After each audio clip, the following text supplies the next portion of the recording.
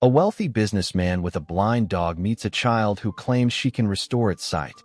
Their unexpected connection transforms his life, his company, and an entire community. Subscribe now and comment where you're watching from. The late autumn sun cast long shadows across Fifth Avenue as William Harrington moved at a deliberate pace, his Italian leather shoes clicking against the pavement. At 58, he cut an imposing figure, 6'2", with silver-streaked dark hair and piercing blue eyes that had intimidated countless business rivals.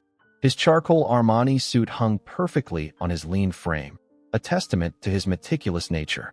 Beside him walked Solomon, a magnificent golden-coated German shepherd whose nobility remained undiminished by the specialized collar he wore, one designed specifically for visually impaired dogs.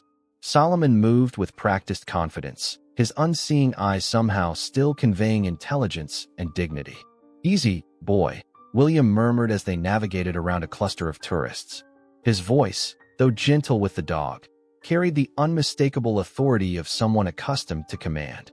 As CEO of Harrington Construction, one of America's largest development firms, William had built skyscrapers that transformed city skylines across the country.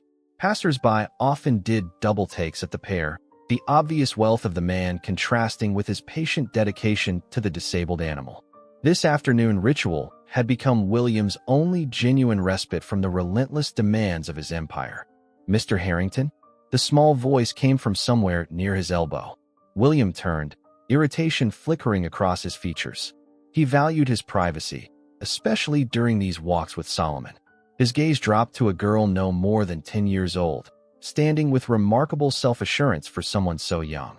Her clothes were visibly worn, jeans frayed at the knees, a faded purple sweatshirt several sizes too large, but impeccably clean. What struck him most were her eyes, amber-colored and unervingly steady. "I can help your dog see again," she said simply. William's laugh was short and dismissive. "Excuse me, Solomon. I can help him see again." The girl didn't flinch under his skeptical stare. "How do you know my dog's name?" William's voice sharpened, hand instinctively tightening on the leash. "You call him that every day when you walk past my grandmother's flower stand." She pointed toward a modest display of bouquets half a block away where an elderly woman watched them closely. "I'm Lily. Lily Jackson." "Well, Lily Jackson, I appreciate your concern, but Solomon's condition is permanent." 3 different specialists confirmed it. The girl shrugged, unimpressed by the authority of specialists. "My grandmother knows things doctors don't. She's from Mississippi, the Delta. She knows plants that heal." William's lips thinned. He'd built his fortune on evidence, data, and proven expertise. Yet something in the girl's unwavering confidence gave him pause. She wasn't begging or seeking attention. She was making a statement with absolute certainty. "And what would you want in return for this miracle?" he asked, sarcasm edging his words. "Nothing," Lily said. "Grandmother says gifts are meant to be shared." A gust of wind swept down the avenue, rustling the golden leaves in Central Park just visible beyond the buildings. Solomon shifted slightly, pressing against William's leg as he always did when sensing his master's discomfort. "Here." The girl held out a small paper card with a handwritten address. "If you change your mind." Against his better judgment, William took it, tucking it into his pocket more out of politeness than intention. "Solomon's a good dog," Lily said, reaching slowly to let the shepherd sniff her hand. "He deserves to see the world again." Before William could respond, she turned and walked back to the flower stand, leaving him standing there, torn between dismissing the encounter and a desperate, unreasonable flicker of hope. The 68th floor penthouse of Harrington Tower offered a panoramic view of Manhattan that most New Yorkers would never experience. Floor-to-ceiling windows transformed the glittering cityscape into living artwork, while minimalist furniture in shades of gray and white created an atmosphere of carefully curated emptiness. Despite its grandeur, the space felt more like a museum than a home. William stood at the window, tumbler of 18-year-old Macallan in hand, rolling the small card between his fingers. Solomon lay on his custom orthopedic bed nearby, ears perking occasionally at the familiar sound of the ice clinking against glass. "This is absurd," William muttered to himself. The address was in the South Bronx, a world away from his Fifth Avenue reality. After 3 decades of ruthless business decisions, he prided himself on never being swayed by sentimentality or false hope. The intercom buzzed. "Mr. Harrington, Ms. Chun is here with the quarterly reports," announced his assistant's voice. "Send her in, Margaret." Rebecca Chun entered with practiced efficiency, her heels silent against the thick carpet. At 43, she'd been William's personal assistant for 15 years, managing his empire with unfailing competence. Her tailored navy suit and precisely bobbed hair reflected the same perfectionism that defined her boss. "The board is concerned about the Brooklyn waterfront project," she began, setting a leather portfolio on his desk. "The community opposition is gaining traction, and—" She paused, noticing his distraction. "William? Is everything all right?"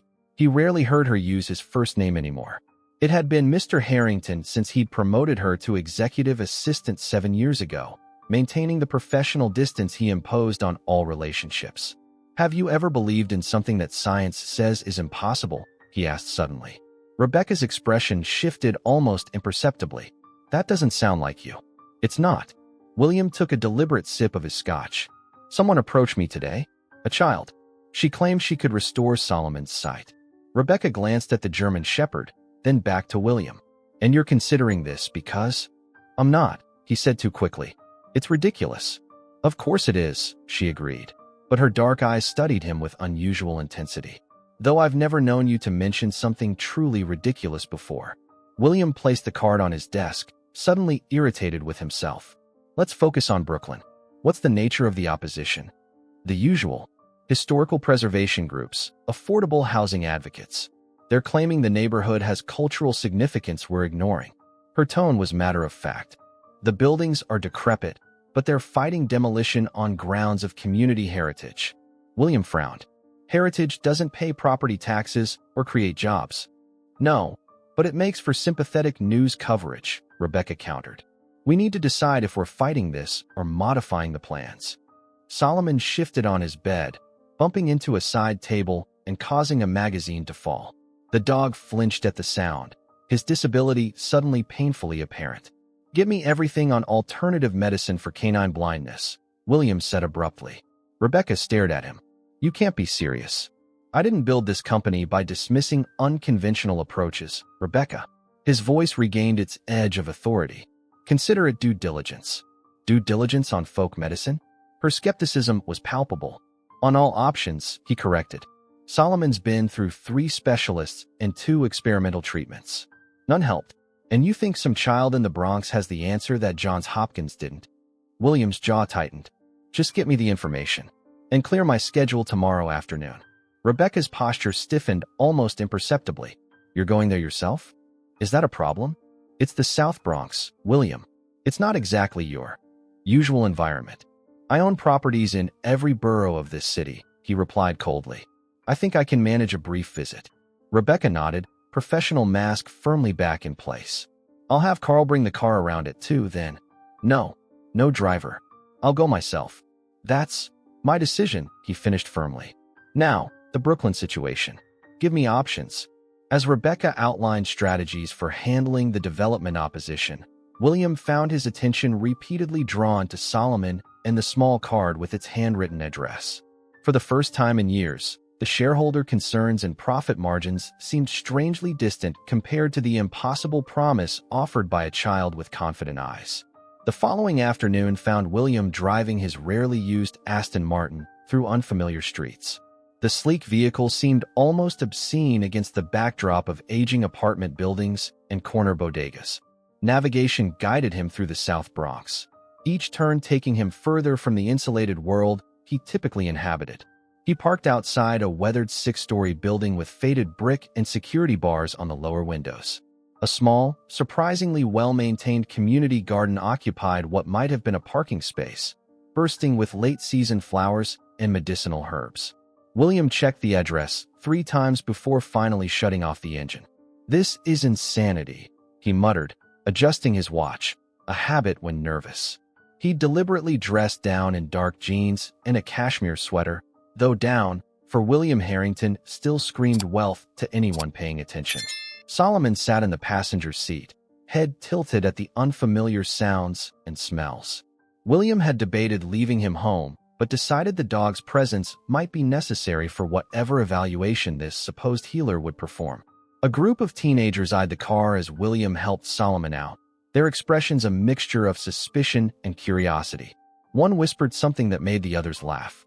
William straightened his spine, the same posture he adopted before contentious board meetings, and guided Solomon toward the building entrance. The lobby smelled of disinfectant and cooking spices. A broken elevator displayed an out-of-order sign that looked permanent. William sighed and headed for the stairs, Solomon cautiously navigating each step beside him. Apartment 4C was at the end of a dimly lit hallway. Before William could knock, the door opened, revealing the girl from Fifth Avenue. "You came," Lily said, neither surprised nor particularly excited. "Grandmother said you would." "Your grandmother has great confidence in strangers," William replied dryly. "Not strangers. People." Lily stepped aside. "Come in, Mr. Harrington." The apartment was modest, but immaculately kept. What struck William immediately was the profusion of plants. Potted herbs lined every windowsill. Hanging plants cascaded from macrame holders, and glass jars of dried specimens occupied an entire bookshelf. The air carried a complex fragrance of greenery and subtle spice. An elderly woman sat in a worn armchair near the window, her silver hair pulled back in a neat bun. Despite her age, her posture remained straight, her hands steady as they worked a mortar and pestle. She looked up as William entered, dark eyes sharp with intelligence. "So you're the man with the blind dog," she said, her voice carrying the musical cadence of the Deep South. "I'm Ida Jackson." "William Harrington," he replied, extending his hand automatically. Ida studied him before accepting the handshake. Her palm was rough with calluses, her grip surprisingly strong. "Sit down, Mr. Harrington. You look uncomfortable standing there like you might bolt any minute." William settled onto a faded but clean sofa, Solomon lying at his feet. "Your granddaughter made some rather extraordinary claims about helping my dog." "Lily doesn't lie," Ida said simply. She set aside her mortar and pestle and leaned forward. "May I?" she asked, gesturing toward Solomon. William nodded, watching carefully as the woman knelt with surprising agility beside the German shepherd. Her examination was thorough, checking his eyes, feeling along his skull, observing his reactions to different movements of her hands. "How long has he been blind?" she asked. "Almost 2 years. It was gradual at first, then complete about 8 months ago." "And the doctors? What did they say?" William's jaw tightened. "Progressive retinal atrophy. Irreversible." Ida made a non-committal sound. "Western medicine has its limits. And you don't." William couldn't keep the skepticism from his voice. Ida straightened up, fixing him with a steady gaze. "I have plenty of limits, Mr. Harrington. But I also have knowledge passed down through 5 generations of healers. My great-grandmother was born into slavery and learned from people who carried their medicine knowledge across the ocean from Africa. When freedom came, she healed both black and white in Mississippi when doctors wouldn't cross the creek to our side." William shifted uncomfortably. "With all due respect, Mrs. Jackson," "Ms. Jackson," she corrected. "My husband's been gone 20 years. "Ms. Jackson," he amended. "Folk remedies and traditional practices have their place, but medical science has advanced considerably since then." "Has it?" Ida's expression remained neutral. "Yet here you sit in my living room because that advanced science told you nothing could be done for your dog." The directness of her observation left William momentarily speechless. "I don't promise miracles," Ida continued, "but I believe your dog's condition might respond to treatment. The question is whether you're willing to commit to the process." "What exactly would this process entail?" William asked. 6 weeks. 3 visits per week. Herbal treatments, specific diet changes, and therapeutic touch techniques. She named a modest fee that was almost insultingly small compared to what he'd paid specialists. "And if there's no improvement?" Ida shrugged. "Then you've lost some time and a little money, but gained knowledge that you truly tried everything possible." William looked down at Solomon, remembering the vibrant, alert companion who once tracked squirrels with laser focus and recognized the sound of William's car from a block away. The emptiness in his apartment seemed to echo in his mind. "When do we start?" he found himself asking. Lily, who had been quietly arranging dried herbs at a small table, looked up with a small, knowing smile. "Tomorrow," Ida said. 9 in the morning. Don't be late." I have other patients at 10:30. Over the following weeks, William's meticulously structured life underwent a seismic shift. 3 mornings a week, he drove to the South Bronx before most of his executives had even powered up their laptops. The routine became familiar. The community garden where Lily often waited, reading books beyond her grade level. The 4 flights of stairs that left him less winded with each passing visit. Ida's apartment with its evolving constellation of plants. By the 3rd week, neighboring residents no longer stared at the Aston Martin. By the 5th week, Mrs. Gonzalez from 2B was saving William empanadas, insisting he was too skinny for a man his age. Today marked the beginning of week 6. William sat at Ida's kitchen table, watching as she prepared Solomon's treatment, a pungent paste of herbs she applied around his eyes, followed by a tincture administered orally. "You're distracted today," Ida observed, her fingers working with practiced precision. "The Williamsburg development is hitting some roadblocks," William admitted. "Community opposition." "Oh." Ida's tone remained neutral. "What sort of community?" William hesitated. "It's an old industrial area. Some artist studios, small manufacturers. Nothing particularly valuable." "Value isn't always measured in dollars, Mr. Harrington." She finished with Solomon and wiped her hands on a cloth. "What's really troubling you?" William had discovered that Ida possessed an uncanny ability to see through his corporate facade. It was both unsettling and strangely liberating. "I received a report about properties in this neighborhood," he said finally. "Harrington Construction holds several contracts for redevelopment here." "Including this building?" Ida asked, her expression unchanged. "Yes. And now you're conflicted because you know actual people who live here." Her assessment was blunt. "We're no longer abstract obstacles to progress." William bristled. "I create jobs. I bring economic opportunities to underserved areas. By removing the people already there?" Ida raised an eyebrow. "How many affordable units do your new developments include?" "The minimum required by law," he answered stiffly. "Of course." Ida turned to check a simmering pot of something that filled the apartment with a woody, medicinal scent. "Have you noticed any changes in Solomon?" The abrupt subject change was typical of Ida, who seemed to know exactly when to press and when to retreat. "He's more responsive," William admitted. "He bumps into things less frequently. And yesterday, he reacted to a squirrel on our walk, turned his head toward it." A flicker of satisfaction crossed Ida's face. "His body remembers what his eyes have forgotten." Is that a poetic way of saying he's still blind? It's a truthful way of saying healing isn't always what we expect. Ida sat across from him. "Sometimes we recover completely. Sometimes we adapt and find new strengths. The path matters as much as the destination." William's phone buzzed with Rebecca's familiar tone. He ignored it. "Where's Lily today?" he asked instead. "School field trip to the Museum of Natural History." That child absorbs knowledge like a sponge. Pride softened Ida's features. "She wants to be a doctor. Combine traditional knowledge with modern medicine. That's an ambitious goal." "Lily doesn't lack ambition, just opportunity." Ida's gaze was direct. "Her school has no science lab. The textbooks are a decade old. But she reads everything she can find, works twice as hard as her classmates." William thought of his own educational path. Private preparatory school, Harvard undergraduate, Wharton MBA. All expected, all paid for without question. The buzzing of his phone became insistent. "You should answer that," Ida said. "Sounds important." William reluctantly checked the screen. 5 missed calls from Rebecca. "Excuse me," he said, stepping into the hallway. He returned Rebecca's call, keeping his voice low. "Where have you been?" Rebecca demanded without preamble. "The Williamsburg investors are waiting in the conference room. I thought that meeting was at 11. It was rescheduled.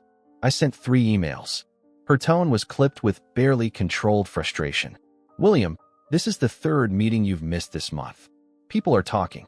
I'll be there in 30 minutes, he promised. And should I mention you were unavailable because you were in the Bronx with your dog's faith healer?" The edge in her voice could have cut glass. William felt a surge of anger. "My whereabouts are my business, Rebecca, not when they affect the company. The board is concerned about your focus lately. The board serves at my pleasure, not the other way around. Just get here." Rebecca hung up abruptly. When William re-entered the apartment, Ida was gently massaging Solomon's temples with fragrant oil. The dog's expression was one of utter contentment. "Crisis at the Empire?"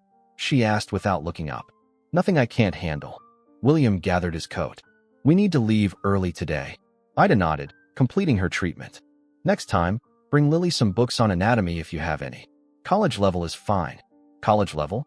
She's 10, and reading at a 12th grade level with no one to challenge her. Ida handed him a small bottle. 2 drops in his water, morning and night. Don't skip days. As William guided Solomon down the stairs, he found himself wondering what Lily might accomplish with resources that matched her potential, and why that suddenly mattered to him more than the waiting investors. The boardroom at Harrington Tower felt like a different universe. 20 floors below William's penthouse, the space exuded corporate power with its gleaming mahogany table and ergonomic chairs that cost more than a month's rent in Ida's building. Floor-to-ceiling windows offered the same stunning views as his private office, but today the Manhattan skyline seemed less impressive than it once had. The community's demands are unreasonable, declared Victor Schaefer, head of legal, sliding documents across the polished surface. At 64, Victor was the oldest member of William's executive team, a remnant from his father's era. They're asking for 30% affordable housing. Our financial models allow for 15 maximum. William scanned the proposal, aware of the 12 pairs of eyes watching him. 6 weeks ago, he would have dismissed the community's demands without hesitation. Now, he found himself asking, what exactly is at stake here?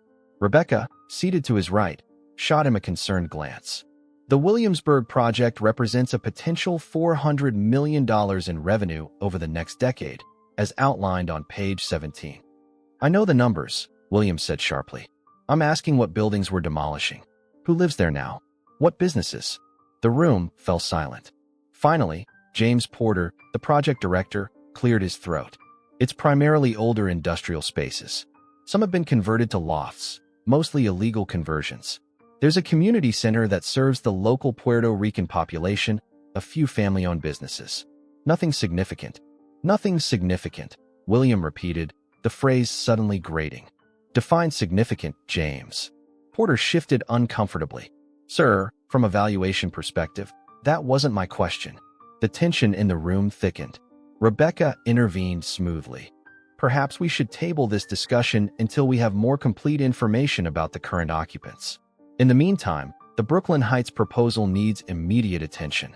William nodded, grateful for the redirection despite his irritation. As the meeting progressed, he found his thoughts continually drifting back to the South Bronx project, one he'd approved months ago without a second thought. After the meeting, Rebecca followed him into his office, closing the door firmly behind her. What was that? She demanded, professionalism momentarily set aside. William loosened his tie. Requesting additional information before making a decision worth hundreds of millions seems reasonable. You've never cared about who lives there now in 20 years of development projects. She stepped closer. William, what's happening to you? First the obsession with your dog's treatment, now this sudden social conscience. Is basic human consideration so foreign to me that it strikes you as suspicious? He snapped. Rebecca's expression softened unexpectedly. No, it's actually refreshing, but also concerning, given the timing of the Bronx redevelopment votes. William stilled. What votes? The Zoning Commission meets next week to approve the final plans for the South Bronx Cultural District redevelopment. Our project.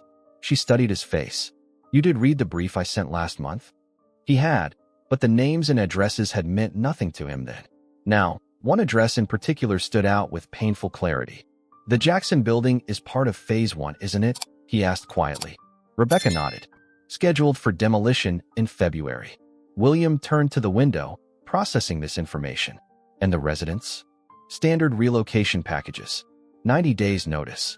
She hesitated. William, is there something I should know about this particular property? Before he could answer, his private line rang, a number few people possessed. William answered to hear Lily's voice, unnaturally tight with distress. Mr. Harrington? Something's wrong with grandmother. She collapsed while working in the garden. We're at Lincoln Hospital. I'll be right there, he responded instantly. Which department? Emergency. They won't tell me anything because I'm not an adult. Her voice cracked slightly, revealing the child beneath her usual composure. William hung up and grabbed his suit jacket. I need to go. Now. Rebecca's expression was incredulous. We have the Martinez contract review in 20 minutes. Reschedule it. William, this is non-negotiable, Rebecca. His tone left no room for argument. Handle Martinez. I'll call you later. The drive to Lincoln Hospital took 23 minutes. 23 minutes of William mentally calculating the power he wielded over the fate of Ida's building. 23 minutes of reconciling the businessman he'd been with the man he was becoming. He found Lily in the waiting room, small and alone in a plastic chair, clutching a worn backpack to her chest. When she saw him, her carefully maintained composure crumbled. Without thinking, William knelt beside her chair. "What happened?" he asked gently. "She was fine this morning," Lily said, her voice barely above a whisper. "Then Mrs. Ortiz from the first floor came running for me at school. Said grandmother just fell over while working with the calendula plants." A doctor approached before William could respond. "Are you family?" she asked, clipboard in hand. "Yes," William answered without hesitation. "How is she?" The doctor glanced between him and Lily, clearly noting the lack of physical resemblance, but continued professionally. "Ms. Jackson suffered a minor stroke. Her condition is stable, but we'd like to keep her for observation and testing. Of course, whatever she needs." William straightened to his full height. "I'll cover all expenses." "She has Medicaid," the doctor began. "I said, I'll cover everything." William's tone made it clear this wasn't charity, but obligation. "Can we see her?" As they followed the doctor through sliding doors, Lily slipped her small hand into William's. The unexpected gesture, this child seeking comfort from him, hit William with the force of revelation. In that moment, standing in a public hospital he'd never set foot in before, William Harrington realized how profoundly his priorities had shifted, and how much was at stake in the decisions that lay before him. Ida looked diminished against the stark white hospital sheets, her usual commanding presence temporarily subdued. Medical monitors beeped softly beside her bed, tracking vital signs with electronic precision that seemed at odds with her natural remedies and hands-on healing. "You don't need to hover like I'm at death's door," she told William when he entered with Lily. "It was just a little warning from my body to slow down." Despite her brave words, William noted the slight drooping on one side of her face and the weakness in her right hand. The doctor had assured them the effects would likely be temporary with proper rehabilitation, but the fragility of this woman who had seemed so indomitable shook him deeply. "You need rest," he said, pulling a chair beside her bed, "and probably better medical care than you've been giving yourself." Ida made a dismissive sound. "I've been taking care of myself for 73 years. This little setback doesn't change that." Lily had taken her grandmother's hand, her small fingers intertwined with Ida's weathered ones. "You need to listen to the doctors, grandmother." Speaking of doctors, William interjected, "I've arranged for Dr. Helena Winters to consult on your case. She's the head of neurology at New York Presbyterian." Ida's eyes narrowed. "I didn't ask for your fancy doctor." "No, but you're getting her anyway." William's tone matched her stubbornness. "Consider it payment for Solomon's treatment." They engaged in a brief staring contest before Ida relented with a slight nod. "Fine, but no experimental procedures. And I want to be home in 3 days." "That's between you and the medical professionals," William replied diplomatically. A nurse entered to check Ida's vitals, and William stepped into the hallway to make calls. First to Dr. Winters, ensuring her immediate involvement. Then to Rebecca, postponing all meetings for the remainder of the day. Finally, a call that surprised even himself, to his rarely used personal attorney rather than Harrington Construction's legal department. When he returned to the room, a social worker was speaking with Ida and Lily. The woman, young and earnestly professional, was explaining options with the careful tone of someone delivering unwelcome news. "Temporary foster placement while your grandmother recovers. It's standard procedure when a sole guardian is hospitalized." Lily's face had gone pale. "I'm not leaving grandmother." "I understand your concern," the social worker continued. "But you're a minor, and we need to ensure you have proper supervision. Unless there's another family member who can, she'll stay with me," William interrupted. 3 pairs of eyes turned to him in surprise. "And you are?" the social worker asked. "William Harrington. Family friend." He handed her his business card, watching recognition dawn in her eyes. "I have a guest suite in my apartment where Lily can stay until her grandmother is discharged. She'll have round-the-clock supervision and continue attending her school." The social worker hesitated. "That's very generous, Mr. Harrington, but there are protocols," Call my attorney. William provided another card. She'll handle any necessary paperwork. In the meantime, I believe Ms. Jackson, as Lily's legal guardian, can authorize a temporary arrangement. Ida studied William with an unreadable expression before addressing the social worker.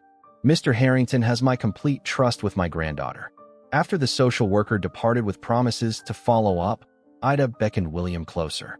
This is unexpected, she said quietly, mindful of Lily who had stepped out to get water. It's the logical solution, William replied. Your recovery is the priority, and Lily needs stability. And you've suddenly decided you're qualified to provide that? Despite her condition, Ida's perception remained razor-sharp. A man who works 16-hour days and lives alone? I'll adjust my schedule. William met her gaze directly. Unless you'd prefer she enter the foster system temporarily? Ida sighed. No. But William, taking care of a child isn't like managing a corporation. You can't delegate the emotional parts. I'm aware of that. Are you? Ida's voice softened. When was the last time you were responsible for anyone besides yourself? The question struck deeper than she could know. William thought of his solitary life, his empty penthouse, the relationships sacrificed to ambition. Solomon, he answered finally. Ida's laugh was weak but genuine. A dog is good practice, I suppose. She paused, serious again. Lily isn't just any child. She's special. I know. And she's already lost too much. Her parents died in a car accident when she was 5. I'm all she has. William felt a chill at what might have happened if Ida's stroke had been more severe. You have my word that I'll take care of her until you're recovered. And after that, he hesitated, then continued with newfound conviction. After that, I'd like to discuss Lily's education. There are opportunities one can help provide. Lily returned before Ida could respond, carrying a small cup of water with the careful concentration of someone transporting liquid gold. That evening, after ensuring Ida was comfortable and receiving excellent care, William brought Lily to his penthouse. Solomon greeted them enthusiastically, seeming to recognize the girl's scent immediately. Your home is bigger than our whole building, Lily observed, taking in the expansive space with wide eyes. William suddenly saw his pristine, impersonal residence through her perspective, beautiful but sterile, like an architectural magazine spread rather than a home.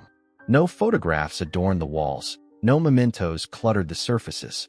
Even Solomon's bed and toys were confined to a specific corner, minimizing their visual impact. The guest suite is this way, he said, leading her down a hallway. We'll get your school things tomorrow. The suite, designed for visiting executives, contained a queen-sized bed that dwarfed Lily's small frame. William made a mental note to have Rebecca arrange for more age-appropriate furnishings immediately. Will Solomon stay with me? Lily asked, the first sign of childlike vulnerability she displayed. If you'd like, William replied, surprised by the request. Lily nodded, unpacking the few items she'd hastily gathered from her apartment. From her backpack emerged several books, advanced texts on biology and human anatomy that looked comically large in her hands. Grandmother says I should read a chapter every night, she explained, catching William's glance. To prepare for medical school. Medical school is a long way off, William said gently. Lily's amber eyes met his with startling intensity.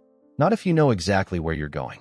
In that moment, William recognized in her the same single-minded determination that had driven his own success, but directed toward healing rather than empire building.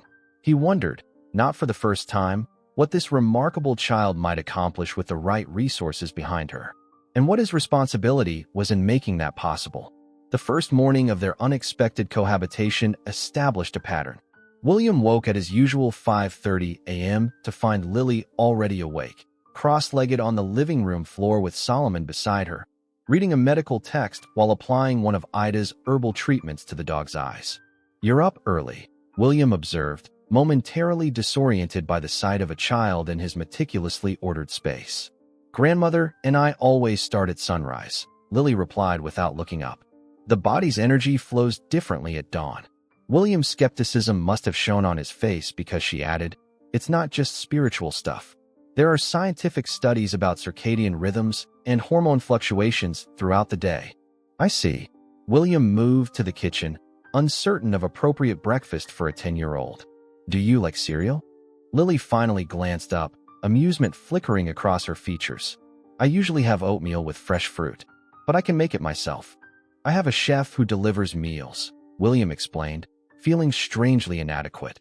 But I don't think his menu includes children's preferences. I'm not a baby, Lily said with dignity. I eat normal food. The intercom buzzed, announcing Rebecca's arrival. William had texted her the previous night with a brief explanation of the situation, requesting she come early to discuss adjustments to his schedule. Rebecca's composure faltered momentarily when she entered and saw Lily administering treatment to Solomon. She recovered quickly, extending her hand to the girl. You must be Lily. I'm Rebecca Chun, Mr. Harrington's assistant. You help him run his company, Lily observed, shaking Rebecca's hand with surprising formality. Grandmother says corporations are modern kingdoms with CEOs instead of kings. Rebecca's lips twitched. Your grandmother sounds insightful. William interrupted. Lily needs to get to school by 8:15. Can you arrange transportation? Of course. Rebecca's efficiency snapped back into place. I'll have a car waiting. And I've postponed your morning meetings as requested. Not postponed. Cancelled, William corrected. I'll be visiting the hospital this morning. Something flashed in Rebecca's eyes. Concern, frustration, or perhaps something more complex. The board is asking questions, William. 3 canceled meetings in 1 week isn't going unnoticed. The board can wait, William replied curtly. Ida Jackson's condition can't. Lily, who had been pretending not to listen while gathering her school materials, looked up sharply. Is grandmother worse? No, William assured her quickly.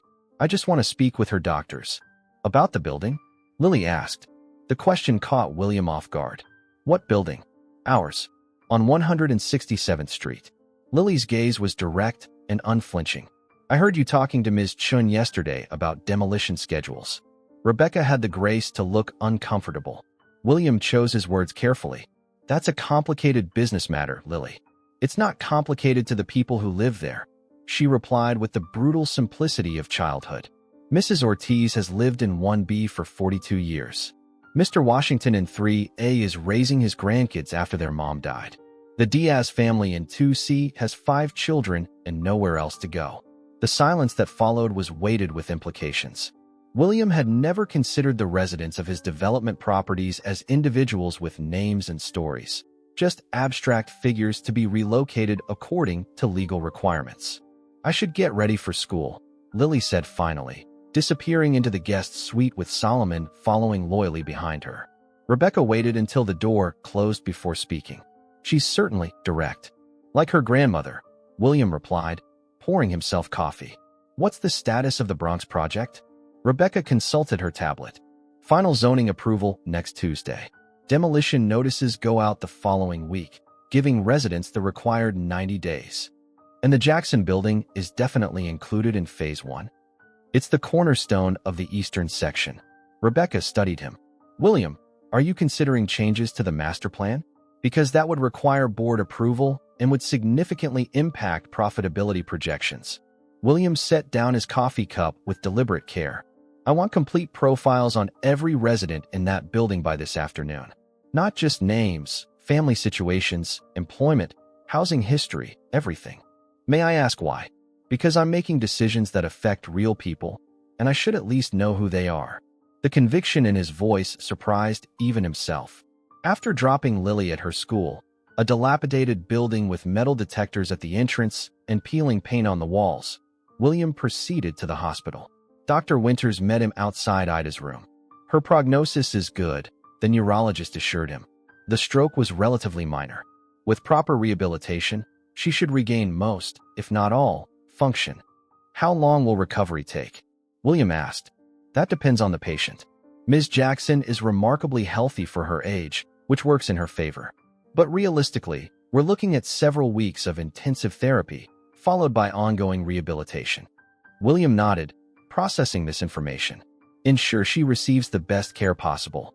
Cost is not a concern. Mr. Harrington, Dr. Winters said carefully. May I ask your relationship to the patient? She mentioned you're not family. We have a professional arrangement, he replied, unwilling to elaborate on Solomon's treatment. The doctor nodded, clearly accustomed to wealthy patrons with their peculiarities. She's awake if you'd like to see her. Ida looked marginally better than the previous day, though still unnervingly vulnerable in the hospital bed. She fixed William with a penetrating gaze as he entered. "How's my granddaughter?" she asked immediately. Administering Solomon's treatment with perfect precision at dawn, William replied, settling into the chair beside her. "She's an extraordinary child, Ida." "I know." Pride and worry mingled in her expression. "And how are you handling sudden pseudo-parenthood?" "It's educational." Ida's laugh turned into a slight cough. When she recovered, her expression had grown serious. "William, there's something I need to tell you about Lily. If it's about her awareness of the redevelopment project, she already mentioned it this morning." "No, it's about her father." Ida's good hand clutched at the hospital blanket. "Marcus Jackson worked for Harrington Construction 7 years ago." William stilled, mentally searching through employee records. "I don't recall." "You wouldn't. He was a site foreman, not an executive." Ida's voice held no accusation, just factual certainty. "When you downsized after the recession, he was among those laid off. No severance, no warning. Just told not to come back on a Friday afternoon." The implications settled heavily in William's chest. And nothing. He found other work eventually. The accident that killed him and Lily's mother had nothing to do with your company. Ida's gaze remained steady. "I'm telling you this because you should understand the full picture of who she is and who you are to her family." William absorbed this information in silence, the weight of unseen connections and consequences pressing down on him. All those faceless names on termination lists. All those business decisions that cascaded into real lives. "Does Lily know," he asked finally, "that her father once worked for you?" "Yes." "That you personally signed off on the layoffs?" "No." Ida adjusted herself with a wince. "I'm not telling you this to make you feel guilty, William. The past is past. But the future, that's still being written."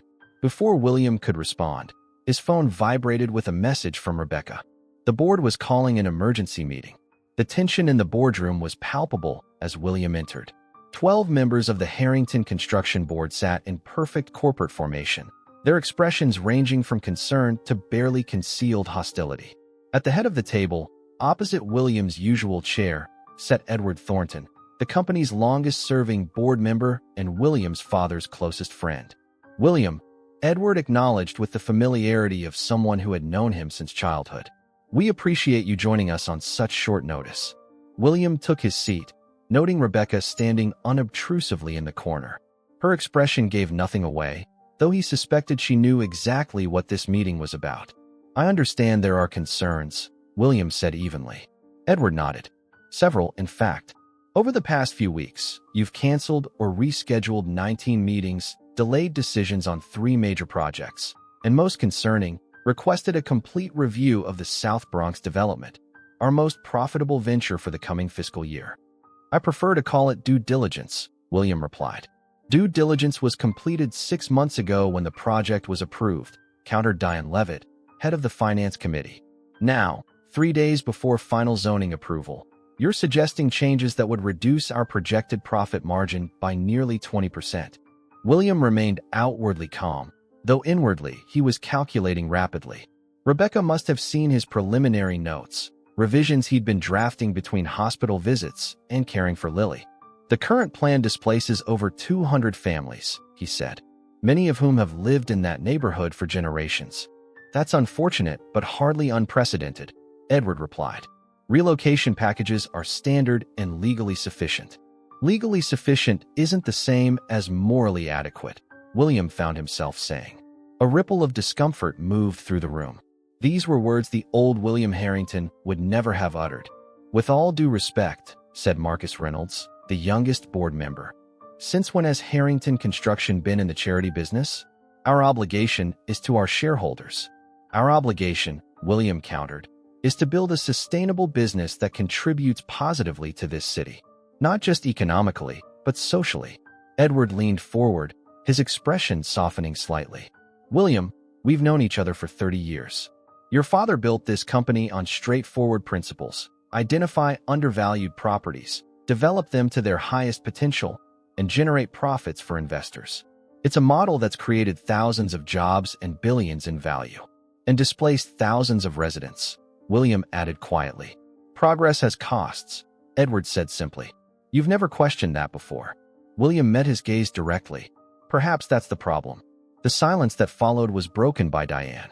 The board has prepared a resolution expressing concern about the company's current direction and leadership focus.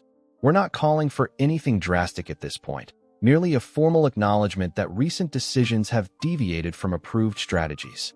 It was a warning shot, subtle but unmistakable, the first step toward a potential vote of no confidence. William glanced at the document sliding across the table toward him. And if I choose not to sign?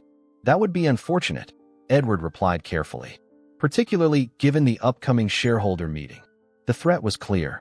William might be CEO, but even he served at the pleasure of the board and shareholders. His father had structured the company with checks on executive power, safeguards that had never seemed relevant until now. I'll review this and respond appropriately, William said, rising from his chair. In the meantime, I suggest you all visit the South Bronx personally before our next discussion. See the neighborhood you're so eager to transform. Meet the people whose lives we're disrupting. Then we can talk about profit margins. He left the boardroom with deliberate calm, though his mind was racing. In the elevator, Rebecca joined him silently. You knew about this meeting, he said once the doors closed. Yes. She made no attempt to deny it. They approached me yesterday, and you didn't warn me. Would it have changed anything? Her question was genuine, not defensive. You've made your position clear, William. The board is simply responding. The elevator doors opened at the lobby. William hesitated, then made a decision. Come with me. There's something you need to see. 40 minutes later, they stood in the community garden outside Ida's building. The afternoon sun cast long shadows across carefully tended plots of medicinal herbs and vegetables. Several residents worked among the plants, including an elderly man showing two young children how to properly water seedlings. This is what we're destroying, William said quietly. Not just buildings. Community. Knowledge. Connections that have taken decades to form. Rebecca observed the scene, her professional mask slipping slightly. It's a garden, William. A nice one, but hardly irreplaceable. 3 months ago, I would have said the same thing. He gestured toward the building. Let me show you something else. They climbed to the 4th floor, William nodding to residents who now recognized him as Ida's friend rather than a wealthy interloper. He unlocked Ida's apartment with the key she had entrusted to him for Lily's sake. This is where Solomon's been treated, he explained, watching Rebecca take in the profusion of plants, the well-worn furniture, the walls lined with books on botany, medicine, and healing traditions. It's not what I expected, she admitted. William moved to a small shelf displaying photographs. This is Ida with her granddaughter, Lily, the child staying with me. He pointed to another photo, this one showing a smiling man in a hard hat. And this is Marcus Jackson, Lily's father. He worked for us until the 2017 downsizing. Rebecca's expression shifted as connections formed. William, I didn't know, he said. I signed off on hundreds of terminations without considering the actual people affected. Just like I've approved dozens of developments without thinking about the communities displaced. That's business, Rebecca said, but her conviction sounded hollow even to her own ears. Is it? William turned to face her directly. Or is it just what we tell ourselves to avoid confronting the consequences of our decisions? Before Rebecca could respond, William's phone rang, Lily's school calling. His stomach tightened as he answered. Mr. Harrington? This is Principal Morales from PS 117. There's been an incident involving Lily Jackson. Is she hurt? William demanded, parental instinct surging unexpectedly. No, but she's in my office. Another student made some unkind remarks about her grandmother's condition, and Lily responded physically. Our policy requires a guardian to come in immediately. I'm on my way, William said, already moving toward the door. What happened? Rebecca asked, following him. Lily's in trouble at school. He locked Ida's apartment and headed for the stairs. I need to go. The executive committee is expecting your response by 5, Rebecca reminded him. William paused on the landing, turning to face her. Reschedule it. This is more important. More important than the company your father built, that you've dedicated your life to? Yes. The simplicity of his answer seemed to surprise them both. Rebecca, I've spent 30 years believing that business success was the ultimate measure of a person's worth. That profit justified any cost. And look what it's gotten me. An empty penthouse, no family, and a dog who can't even see me. You have the respect of everyone in the industry, Rebecca countered. Financial security most people can only dream of. At what cost? William asked quietly. I'm 58 years old, and until 3 weeks ago, the highlight of my day was walking a blind dog around Central Park. Something in Rebecca's expression softened. What are you saying, William? I'm saying maybe it's time for Harrington Construction to build something besides luxury condominiums and corporate headquarters. He continued down the stairs. And maybe it's time for me to build something besides a company. As they exited the building, the late afternoon sun bathed the street in golden light. Children played on the sidewalk while adults chatted on stoops. A community fabric woven through generations, now threatened by the very company that bore his name. I need to get to Lily's school, William said. You can take the car back to the office. Rebecca studied him for a long moment. No, she decided. I think I'll come with you. I'd like to meet this child who's turned William Harrington into a revolutionary. For the first time that day, William smiled. Not a revolutionary, Rebecca. Just someone who's finally learning to see. Principal Morales' office at PS 117 was a study in making do with limited resources. The furniture was mismatched and well-worn. Filing cabinets bore dents from decades of use. And the single window overlooked a concrete playground desperately in need of renovation. Amidst this setting of institutional austerity, Lily sat ramrod straight in a chair too large for her frame, hands folded neatly in her lap. Mr. Harrington, Principal Morales greeted, rising from behind her desk. She was a compact woman with steel-gray hair and eyes that had witnessed generations of children pass through her care. Thank you for coming so promptly. William nodded, acutely aware that his custom suit probably cost more than the principal's monthly salary. What happened? Lily punched another student. Principal Morales stated plainly. Twice. William glanced at the girl, whose expression remained impassive except for the slight defiance in her amber eyes. I'm sure there must be some misunderstanding, Rebecca interjected smoothly. Lily doesn't strike me as a violent child. He said grandmother was going to die. Lily spoke finally, her voice controlled but trembling slightly. And that I'd end up in foster care where I belong. He said nobody wants a know-it-all charity case. The raw hurt beneath her dignified exterior hit William like a physical blow. For a moment, he found himself wishing he'd been the one to punch the offending student. Violence is never an acceptable response, Principal Morales said, though her tone had softened slightly, even to hurtful words. Of course not, William agreed automatically, then hesitated. However, I'd like to know what consequences the other student faces for such deliberate cruelty. Principal Morales blinked, clearly surprised by the question. Mr. Torres has been spoken to about appropriate language. Spoken to? William interrupted, feeling a surge of protective indignation. While Lily is facing what exactly? Suspension. Our policy is 3 days of in-school suspension for physical altercations, the principal explained. Though given the circumstances and Lily's otherwise perfect record, I was considering reducing it to 1 day. William leaned forward slightly. And what if I were to make a substantial donation to fund a comprehensive anti-bullying program for the school? Would that demonstrate our shared commitment to addressing the root causes of such incidents? Rebecca coughed discreetly beside him, but William ignored her. Principal Morales straightened in her chair. Mr. Harrington, while the school would certainly benefit from such a program, I can't allow donations to influence disciplinary decisions. Of course not, William backtracked, respecting her integrity. That was poorly phrased on my part. What I meant was, regardless of today's outcome, I'd like to discuss ways I might support improvements to the school, perhaps starting with that playground I saw on the way in. A calculating look entered the principal's eyes, not corruption, but the practiced assessment of an administrator who had learned to leverage any opportunity to benefit her students. That would be a discussion for another day, Mr. Harrington. For now, let's focus on Lily. She turned to the girl. 1 day of in-school suspension, tomorrow. You'll complete your regular classwork and write a 2-page essay on nonviolent conflict resolution strategies. And you'll apologize to Jason, not for defending yourself, but for choosing to use physical force. Lily nodded solemnly. Yes, Principal Morales. You may wait outside while I speak with Mr. Harrington, the principal added. Once Lily had left, Principal Morales' expression grew more serious. Mr. Harrington, I understand from the hospital that you're temporarily caring for Lily while Ms. Jackson recovers. That's correct. May I ask the nature of your relationship to the family? The social worker's report was vague. William considered how to explain a connection that had evolved from skeptical client to something far more complex in just 6 weeks. I've been consulting with Ms. Jackson professionally.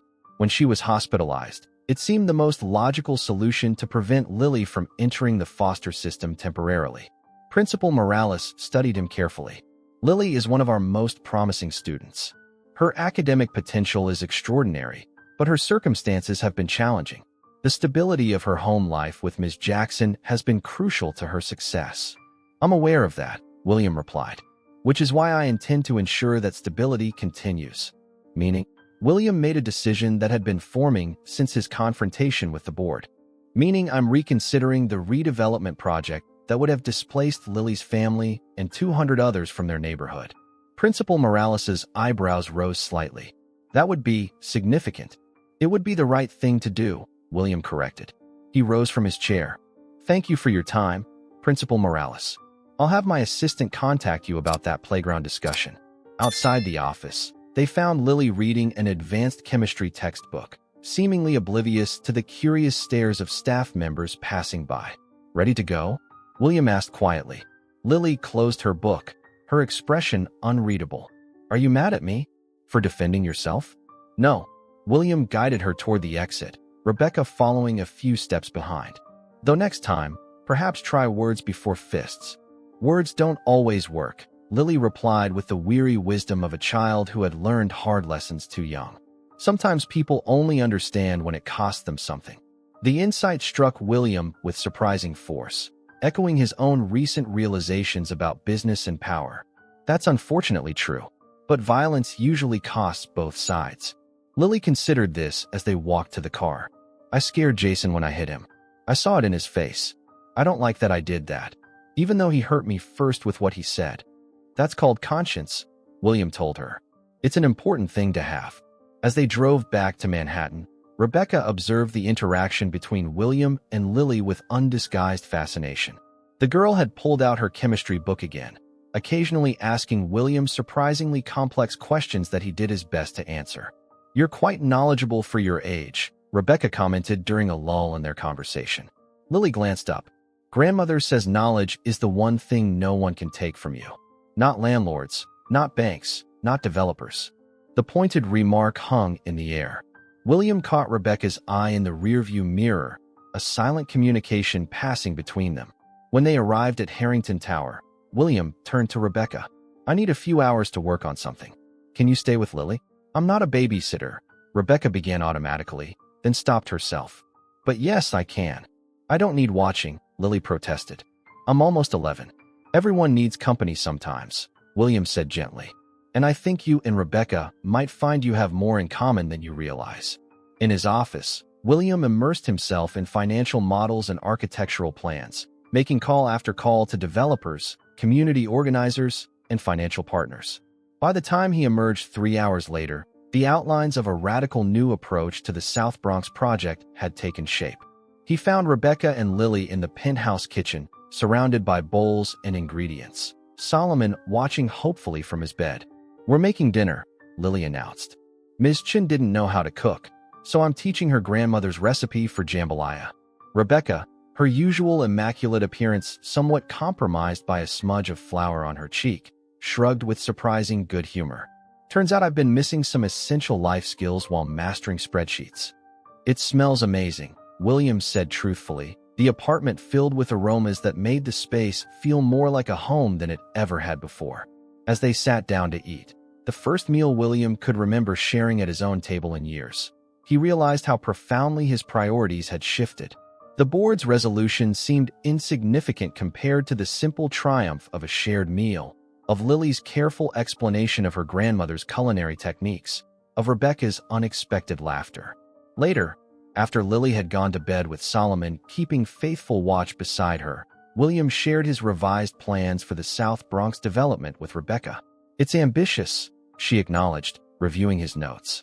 Mixed-income housing, community ownership shares, preservation of existing structures while modernizing infrastructure. And still profitable, William pointed out. Less so than the original plan, but sustainable long-term. Rebecca set down the papers. The board won't support this, William. Not without a fight. I know. His voice was calm, resolved. Which is why I've been considering alternatives. What kind of alternatives?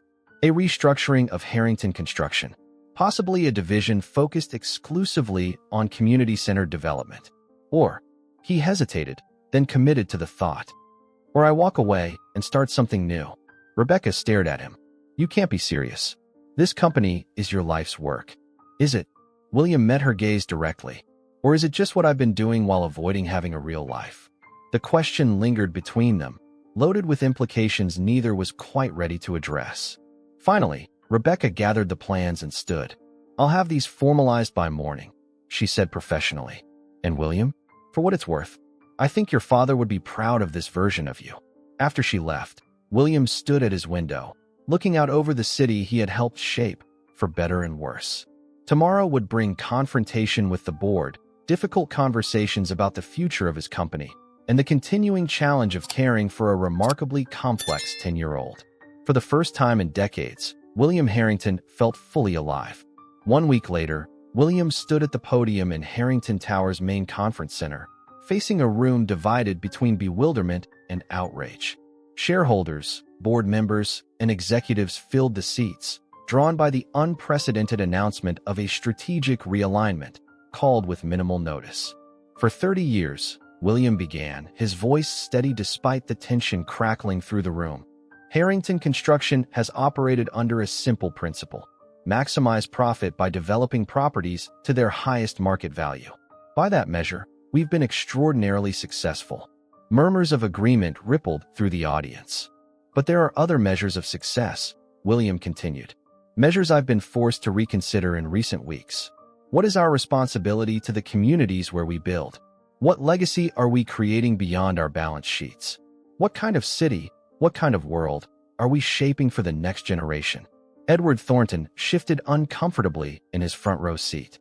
Beside him, other board members exchanged glances ranging from concerned to hostile. Only Rebecca, standing at the side of the room, maintained a carefully neutral expression. I'm announcing today the creation of Harrington Community Partners, William stated clearly. A new division with a mandate to develop mixed-income housing, rehabilitate existing structures, and ensure that communities remain intact throughout the development process. The resulting outcry was immediate. Several shareholders rose to their feet in protest. William raised a hand for silence. This isn't charity, he continued firmly. It's sustainable business with a broader definition of return on investment. The financial models, which you've all received, demonstrate that while profit margins are reduced, long-term stability is enhanced. We're shifting from extracting maximum value quickly to building lasting value slowly. From the back of the room, a voice called out, "And what about the South Bronx project? The one you've unilaterally revised against board recommendations?" William had anticipated this question. The revised South Bronx Cultural District Plan will be the flagship project for Harrington Community Partners. Instead of demolishing existing structures, we'll renovate them. Instead of displacing residents, we'll incorporate them into the revitalization process. And instead of erasing cultural heritage, we'll celebrate and enhance it. At what cost to shareholders? Demanded a silver-haired investor near the front.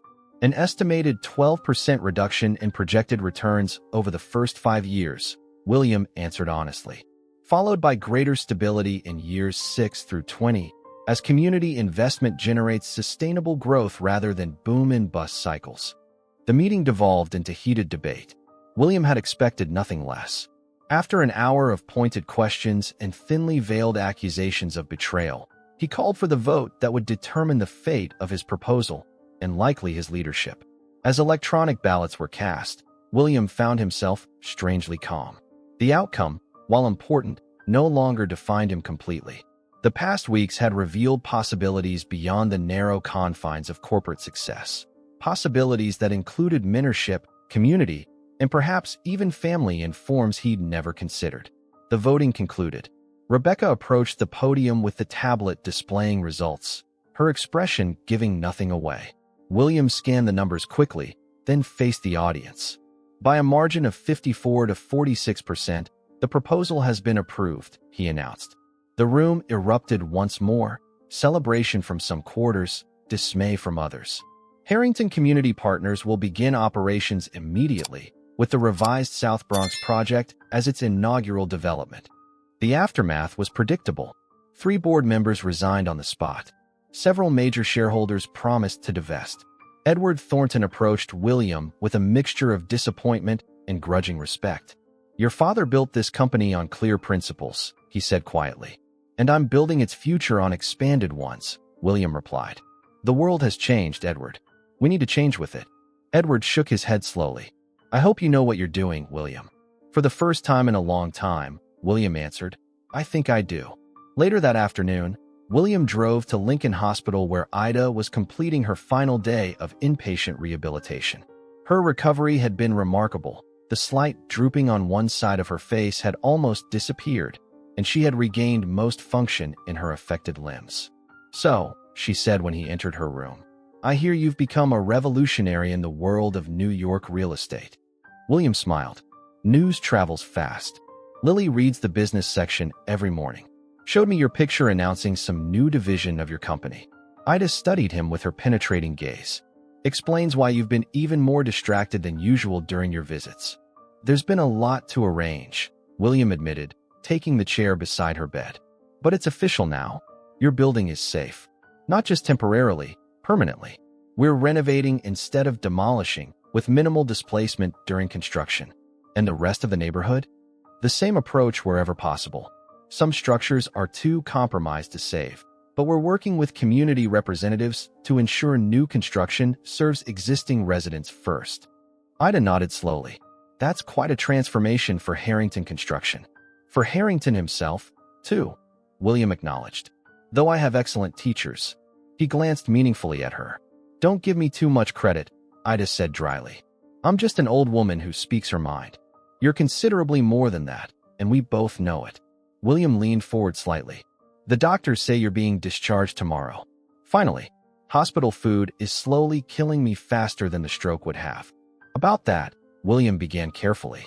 "Your apartment building will be undergoing renovations soon. Nothing drastic, but updating electrical systems, plumbing, weatherproofing, all while preserving the original architecture." Ida's eyes narrowed suspiciously. "And where am I supposed to live during these renovations?" "I've arranged temporary housing in a nearby building we already renovated. 2 bedrooms, elevator access, and space for your plants." "Or," William added, surprising himself with the words even as he spoke them, "you and Lily could stay in my guest suite a while longer." The offer hung in the air between them. Ida studied him with the same assessing gaze she'd used when they first met, seeming to peer beneath his surface to the shifting foundations beneath. "You've grown attached to her," Ida observed. "It wasn't a question." "She's an extraordinary child," William replied simply. "And what happens when I'm fully recovered? When you don't need to play guardian anymore?" William had been contemplating this question for days. "I'd like to establish a foundation for Lily's education. Ensure she has access to the best schools, tutoring, enrichment programs, whatever she needs to fulfill her potential." "Assuaging your guilt with money?" Ida's question held no malice, only blunt curiosity. "No," William answered truthfully. "Investing in a future I believe in. And," he hesitated, then continued, "I'd like to remain in her life. In whatever capacity you think appropriate." A smile tugged at the corner of Ida's mouth. "She has that effect on people. Always has, even as a baby." "It's not just Lily," William admitted. "These weeks have made me reconsider everything. My company, my priorities, my legacy. I've been building structures while ignoring the communities that give them meaning." "Better late than never to that particular revelation," Ida said, but her tone had softened. "There's something else," William continued. "I had Solomon examined by specialists at Cornell's Veterinary Center. They've confirmed what your treatment suggested. His condition isn't standard PRA. It's a rare inflammatory response that mimics the symptoms but isn't actually degenerative." "I could have told you that weeks ago," Ida remarked. "You did, in your way." William smiled slightly. "The point is, with continued treatment, both conventional and your methods, they believe he may recover significant vision." "The body wants to heal," Ida said simply. "Sometimes it just needs the right guidance." The conversation was interrupted by Lily's arrival, bursting into the room with uncharacteristic excitement, Rebecca following more sedately behind her. "Grandmother, Ms. Chen took me to the Museum of Natural History after school. They have an entire exhibition on traditional medicine across cultures, including a section on herbalism from the Mississippi Delta." Ida's face lit up at the sight of her granddaughter. "Did they get it right?" "Mostly," Lily reported seriously, "but they missed some important distinctions about seasonal harvesting. I left a note for the curator." William caught Rebecca's eye over Lily's head, exchanging a look of amused understanding. His assistant had undergone her own transformation these past weeks, revealing depths of patience and insight he'd never recognized beneath her professional efficiency. That evening, after bringing Ida and Lily back to his penthouse, which now bore unmistakable signs of habitation, from Lily's books scattered on coffee tables to Ida's plants adding life to sterile corners, William stepped onto his terrace alone. The city spread before him, a tapestry of lights and lives, of stories intersecting in ways he was only beginning to comprehend. Solomon padded out to join him, navigating the space with increasing confidence. The dog stopped beside William, and for a moment, William could have sworn Solomon was actually focusing on the horizon, tracking the movement of a helicopter over the East River. "You see that, boy?" William murmured, resting his hand on the shepherd's head. From inside came the sounds of life, Lily's voice explaining something with passionate intensity, Ida's deeper tones responding with wisdom tempered by humor, the occasional comment from Rebecca, who had stayed for dinner again. The empty penthouse had become a home, filled with conversation, disagreement, learning, and connection. William Harrington had spent decades constructing an empire of glass and steel, of profits and portfolios. Now, at 58, he was learning to build something far more challenging and infinitely more rewarding, a life rich with purpose and people who mattered. And like Solomon, he was beginning to see things clearly for the first time. Leave a like, subscribe to the channel, hit the notification bell, and if you've watched this far, comment, "I watched until the end," and share your opinion about this story. Oh, and don't forget to watch the next video that appears in the end screen. It's very exciting.